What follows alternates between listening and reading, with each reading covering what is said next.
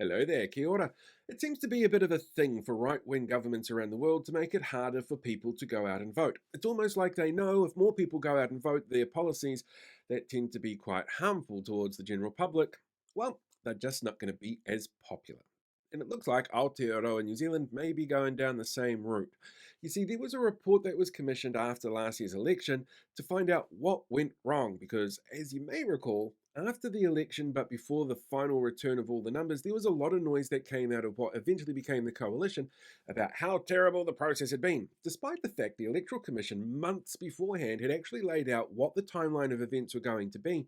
And it was pretty much down to the hour that they got everything done and dusted. What was really happening was National and ACT were sitting there going, please make it so we don't have to work with Winston, which of course they did because of course they opened the doors to that themselves. So they made a whole bunch of noise, and then there was the really, really long coalition talks, and it was basically a we need to blame somebody for how long this is taking, and the Electoral Commission ended up bearing the brunt of that.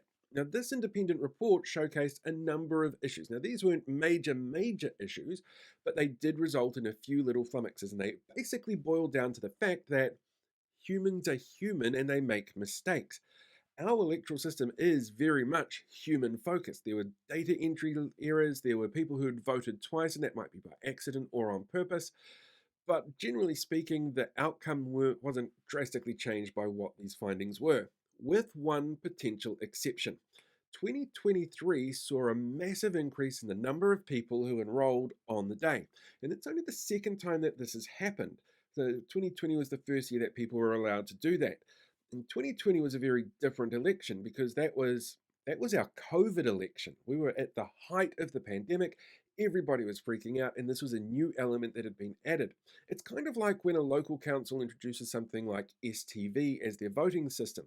It's never going to be an instant improvement, and it does take a couple of cycles to work out exactly what impact it has and to see the increases that generally come with those changes.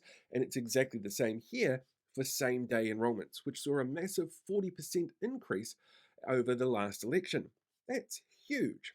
But it also adds a ton of pressure to the Electoral Commission. People who do same day enrolments get their details all up to date, and there's a number of reasons why they might be doing that. And God only knows what they are, and nobody should really give a crap because it's up to the individual. But they do add pressure to the people who are working those booths, who has to fill out forms, get everything sorted, organize special votes, all that kind of stuff. And special votes take longer to count. But it means more people get out there and vote. This week, Paul Goldsmith turned around, Minister of Justice, and said, you know what? We're probably going to get rid of it. And that's just plain disenfranchisement. It is deliberately doing what they can to get less people to go out there and vote. The report that the Ministry of Justice actually did on this in 2019, when they were leading up to this rule change, actually highlighted that this change, getting more people out there to enroll on the day, would lead to bigger turnouts, to much fairer voting turnouts. Almost a whole percentage of votes were actually discounted in the 2017 election. Because they were cast on the same day and weren't processed. That was one of the things that this particular change would allow to happen. More people being able to get out there and have their say, which is what democracy is at its core. But because this government opened the doors to a coalition it didn't want and had to make noise to try and cover its ass during really long, lengthy coalition agreements, where Christopher Luxon basically turned around, bent over, and said, do to me whatever you want, well, we now have a Ministry of Justice being told maybe voting is bad and we shouldn't let people do it on election day.